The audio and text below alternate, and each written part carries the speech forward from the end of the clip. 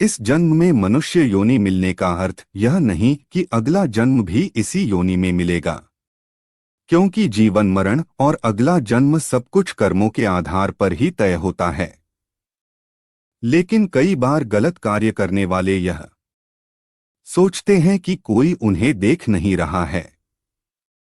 तो क्या समस्या है? इसी आधार पर कई बार लोग दूसरों को हानि पहुंचाते हैं।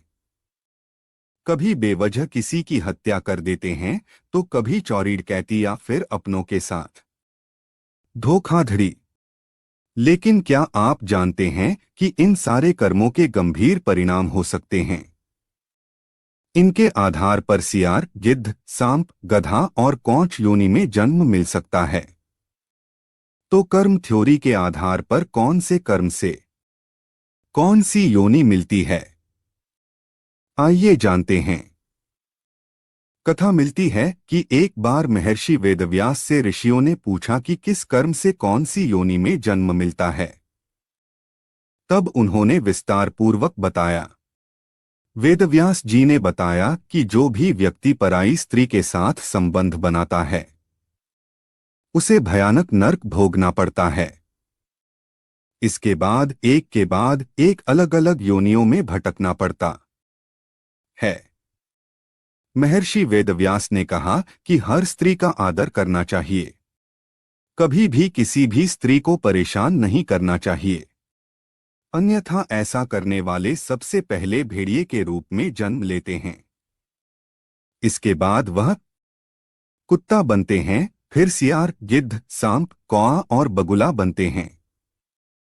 इन सभी योनियों में जन्म लेने के बाद उसे मनुष्य योनि में जन्म मिलता है।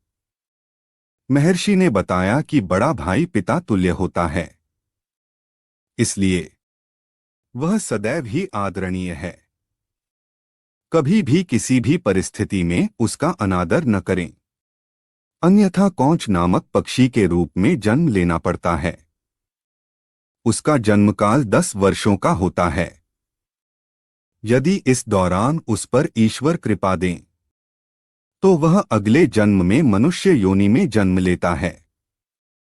वेदव्यास जी ने बताया कि चोरी करना हमेशा ही गलत है, फिर चाहे वह स्वर्ण हो या वस्त्र, इसके परिणाम भुगतने ही पड़ते हैं।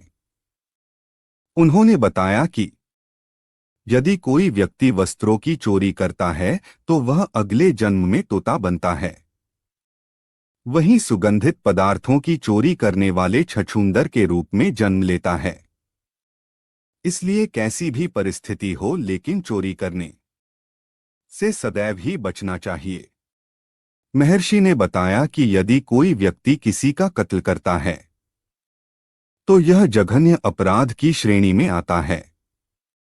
ऐसा कर्म करने वाला अगले जन्म में गधा बनता है। लेकिन यदि वह जिस शस्त्र से हत्या करता है, उसी से उसकी भी हत्या हो जाए, तो उसे मृग योनि मिलती है। इसके बाद वह मछली, कुत्ता और बाघ बनता है।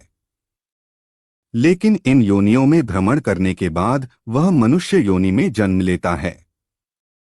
वेदव्यास जी ने बताया कि जो व्यक्ति सदैव दूसरों की मदद करता है, पशु पक्षी और अन्य जीवों पर दया करता है, जरूरतमंदों की मदद करता है और निस्वार्थ भावना से संचित धन का उपयोग धार्मिक कार्यों में करता है, तो ऐसे व्यक्ति अगले जन्म में मनुष्य योनि में ही जन्म लेते हैं। साथ ही समाज में अच्छे कार्य करके दूसरों को लाभान्वित करते हैं। लेकिन धन के प्रति आसक्त मनुष्य अगले जन्म में सांप योनि में जन्म लेते हैं।